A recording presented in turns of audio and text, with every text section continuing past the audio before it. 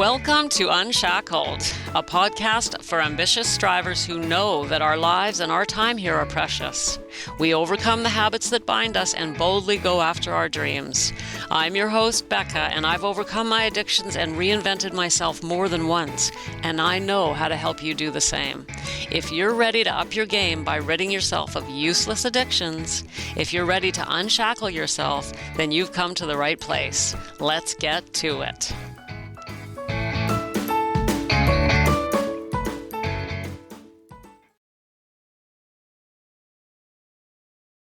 Hey, welcome back. Okay, yesterday I talked a little bit about AA. I'm going to talk more about that today because someone asked me about it. Shout out to NS, you know who you are.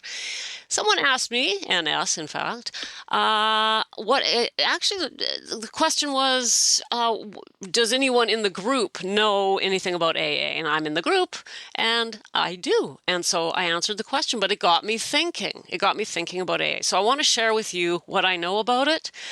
Don't have much, I'm not going to share much of an opinion, just my own experience.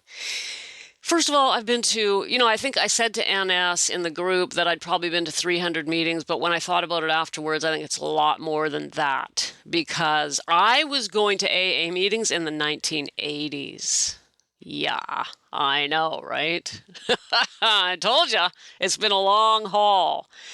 So there I am, 20 years old and already in AA. Yeah, that's me. That's my story. That's who I am. So anyway. And then again, then skip ahead 30 years, there's a bunch of AA dribbled in there, here and there. And so, as I tried and struggled and failed. And I ended up in 2018 when I went into I hit my bottom. I hit my rock bottom and ended up back in detox. I was getting medically detoxed in the hospital. And then from there, I was in a treatment center. And of course, what happens in most treatment centers?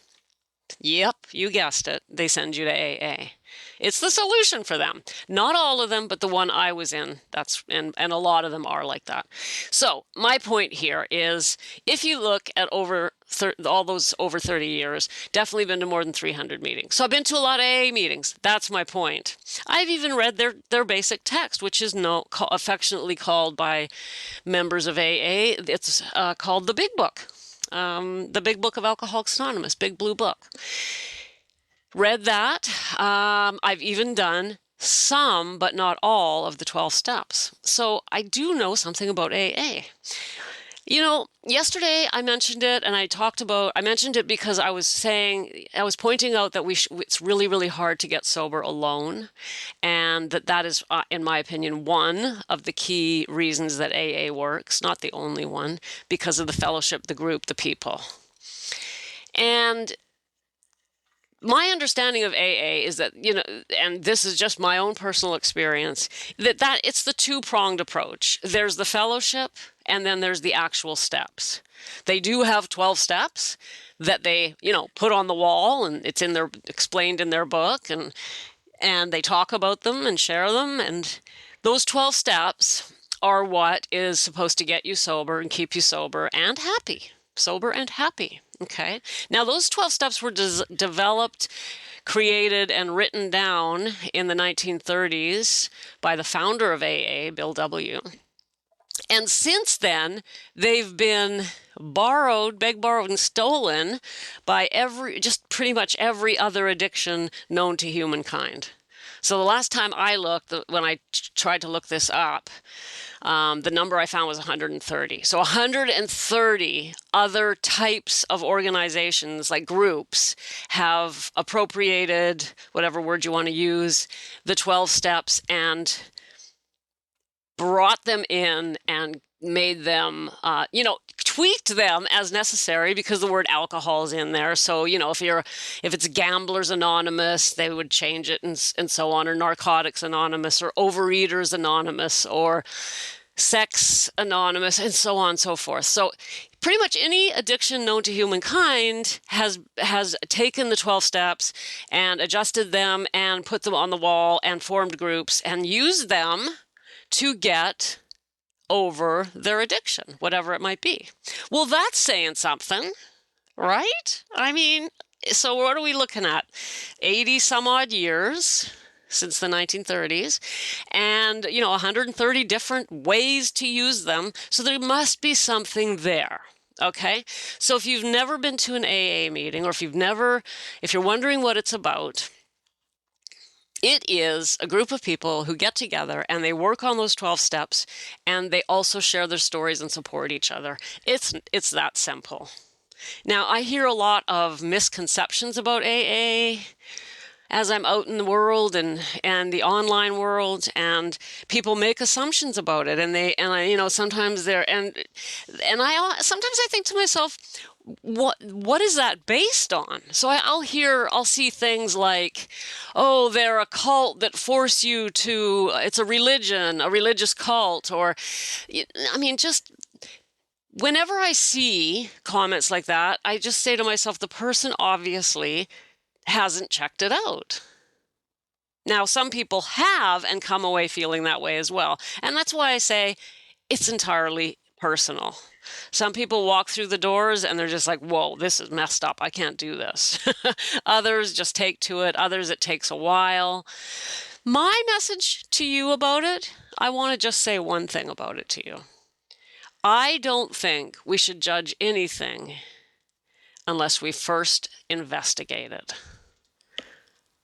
I mean, how can we know about something, or what we feel about something, or what we think about something, if we don't first check it out? People do this all the time, and I'm not just talking about AA. It's a big mistake, right? We love to pass judgment on all sorts of things we've never even tried. You know what? I didn't like tomatoes. I'm like, no thanks. Right up until my 30s, I would just automatically say, no, I don't like tomatoes. And then one day, I forget who it was, someone said, I realized somebody was talking about tomatoes. They said, how can you not like tomatoes? I mean, and it suddenly hit me. Have I ever tried a tomato? And you know what? I hadn't. I know that sounds bizarre. And I'll tell you where this comes from. It was my mom. My mom didn't like tomatoes. And so as a little girl, I remember her going, oh, no, I don't, yuck. And so when your mom says something's yuck, you just believe her. It never occurred to me to try them. Look, mom said they're horrible, so I believe her, and that's good enough for me. So thank you, no, I don't like tomatoes. Anyway, sidetracked. You get my point. Guess what? Love tomatoes. It really is a mistake to judge or pass judgment or have an opinion on anything that we haven't actually checked out for ourselves, don't you think? And it's something that we do as humans. It's a very unfortunate habit that we have.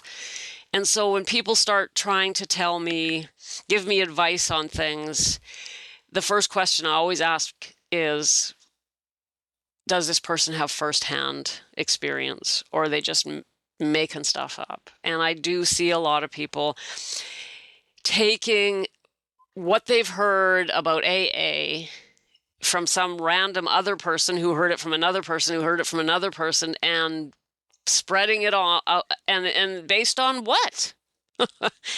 That said, others have been there and came out and said that was awful. I hated that. And I'm like, fair enough. So really, my message to you is I don't think that you should poo-poo anything until you've tried it out, honestly. Go give it, if you're struggling and you really can't figure this out, you can go to AA online. You don't even have to walk out the door of your house.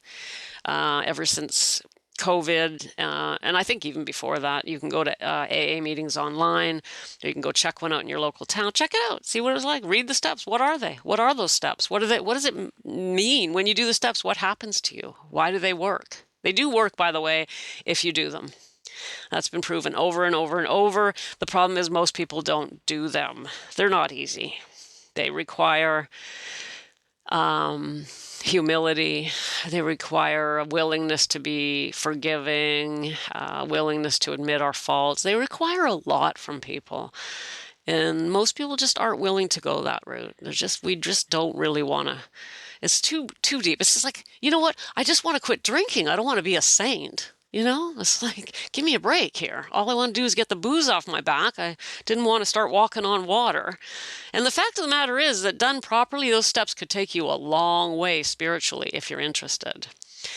But that's another topic altogether. So my message today for you is, if you're wondering what AA is about, it is out there, and I say to you, go check it out for yourself. There are some steps you will do, people you will meet, all really nice people. People are nice everywhere, aren't they? We get from people what we give them. So if we walk in the door with a bad attitude, it's going to be hard, but people will try to be nice to you anyway. And I know, because that's what I did. I walked in the door with a really bad attitude.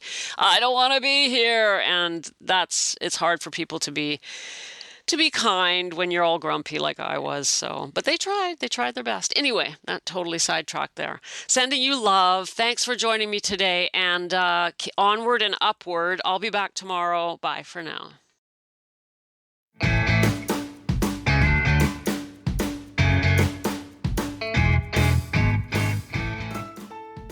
Hey, thanks for popping in. Remember, unshackling happens one day, one moment, one choice at a time.